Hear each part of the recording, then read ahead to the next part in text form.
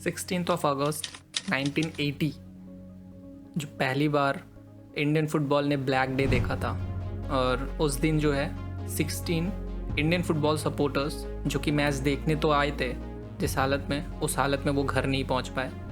Yes, उस दिन 16th football supporters की जान गई थी और वो जो है इंडियन फुटबॉल का द मोस्ट ब्लैक डे माना जा सकता है।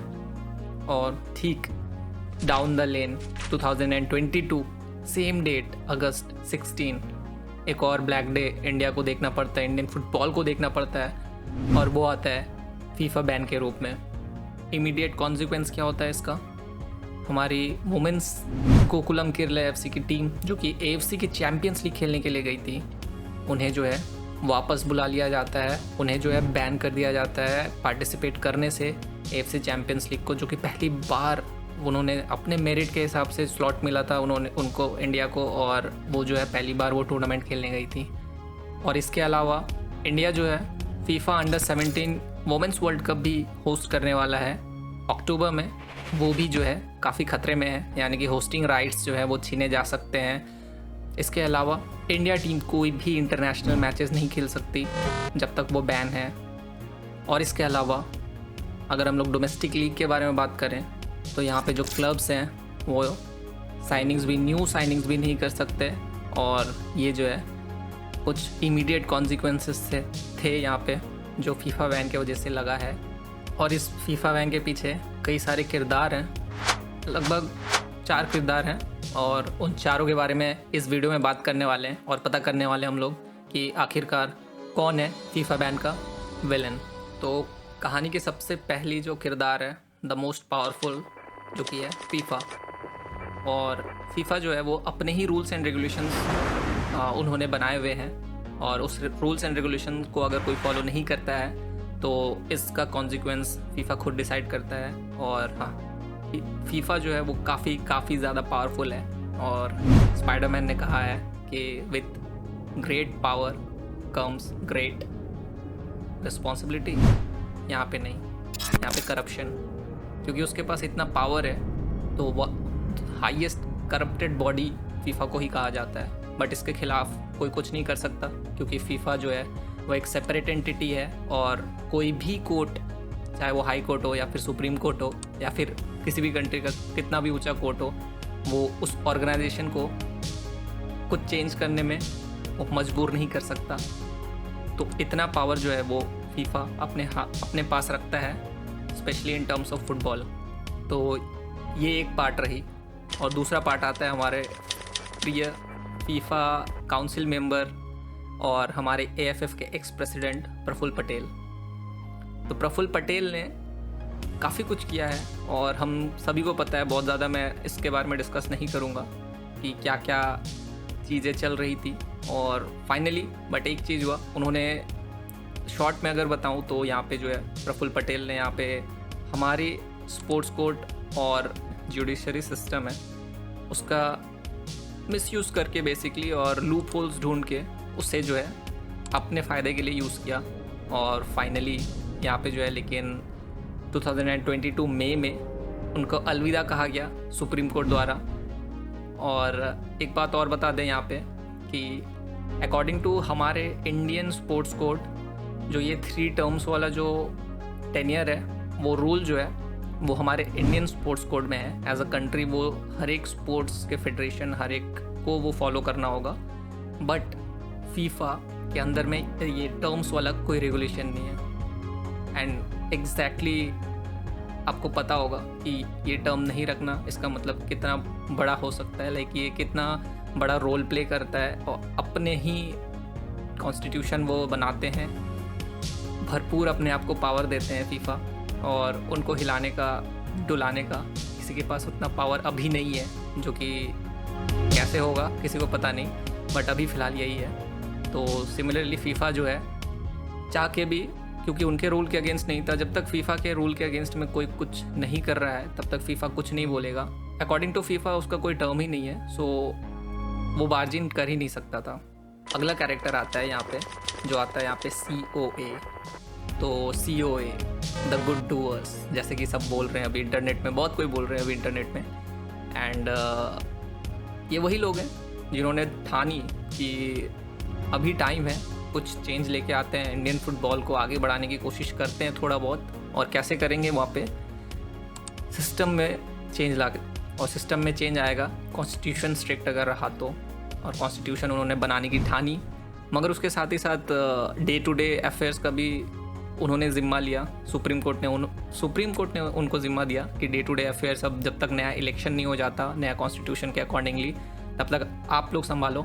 एंड इंटरेस्टिंगली बहुत सारी चीज़ें पता चली, जैसे कि बिरयानी पार्टी करना और एस्ट्रोलॉजर पे पैसे खर्च करना, ये सारी चीज़ें बैलेंस शीट से निकल के आई AIFF के एंड स्टेट फेडरेशंस के, जो कि पहले नहीं बोले जाते थे।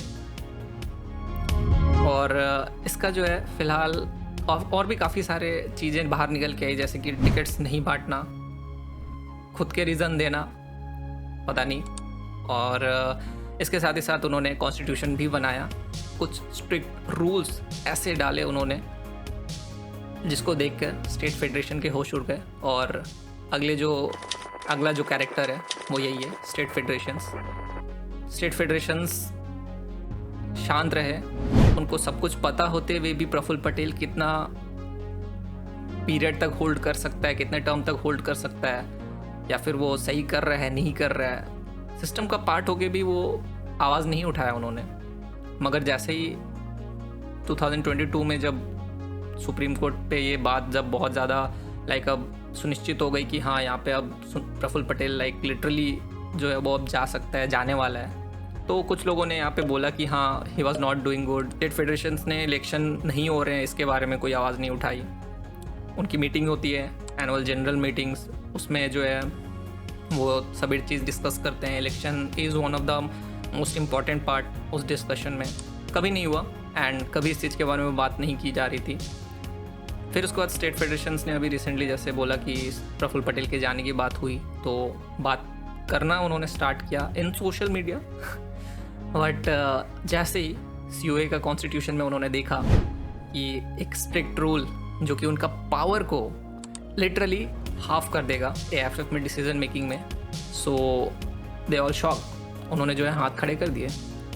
उनको कुछ समझ नहीं आ रहा था। उन्होंने सीधा अपने beloved ex president and the FIFA council member Praful Patel को लगा दिया फ़ोन और बोला कि सर क्या करें, फिर से लगे चाटने वो अपने।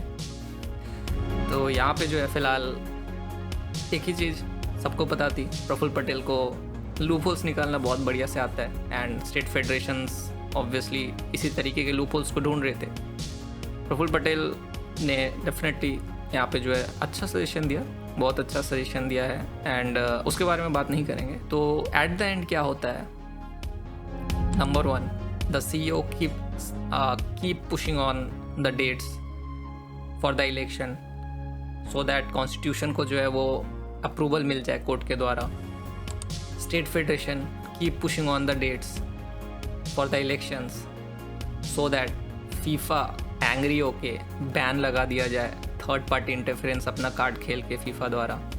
एंड कहीं ना कहीं the threat that is the state federation जो झेल रहा था कि हमारा पावर जो है वो हाफ हो जाएगा, कहीं ना कहीं FIFA भी जानता था ये कि आज अगर ये इंडिया में हो रहा है तो कल को FIFA के डोर पे भी हो सकता है, वहाँ पे भी प्लेयर्स लोगों को इक्वल राइट्स मांगने के लिए आवाज़ें उठ सकती है। सो FIFA वाज आल्सो डेस्परेट कि जितना जल्दी हो सके इसको जो है हटाया जाए, इस रूल को सामने नहीं लाके पीछे से due to third party interference वाला रूल लगा के जल्दी से इसको ख़त्म किया जाए। एंड एवरीथिंग मुझे लग रहा है काफ़ी प्लान होके किया जा रहा था ये।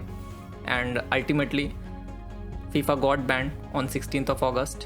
और जैसे कि मैंने कहा स्टेट फेडरेशन ने जो है इजीली एक्सेप्ट नहीं किया, डिले किया इलेक्शन होने में। कॉन्स्टिट्यूशन को एक्सेप्ट कर लेते तो यहाँ पे जो है फ़िलहाल इलेक्शंस हो जाते एंड FIFA को कुछ स्ट्रॉन्ग ये नहीं मिलता, आपका स्ट्रॉन्ग पॉइंट नहीं मिलता वहाँ पे बैन लगाने के लिए। नंबर 2, COA जो कि वो घुटने टेक सकते थे स्टेट फेडरेशंस के अगेंस्ट में और बोल सकते थे कि ले लो भाई लेकिन इलेक्शन करा दो, we don't want FIFA ban. दोनों अड़े रहे दोनों के अपने मोटिव्स थे यहाँ पे, एंड अल्टीमेटली फीफा तो बैन आ गया, एंड वापस से स्टेट फेडरेशंस कहीं ना कहीं जीते ज़रूर। मगर यहाँ पे असली सवाल ये उठता है कि यहाँ पे विलेन कौन हुआ। और ये जो मैंने सारी चीज़ें आपको अभी तक शेयर की, उस हिसाब से यहाँ पे विलेन कौन होना चाहिए, आप मुझे कमेंट में ज़रूर बताना। एंड जाने से पहले मगर आपको एक स्टेटमेंट के साथ ज़रूर छोड़ना चाहूँगा। एक बहुत बढ़िया सुपर हीरो ने एक स्टेटमेंट दिया है, You either die a hero or you live long enough to see yourself become the villain.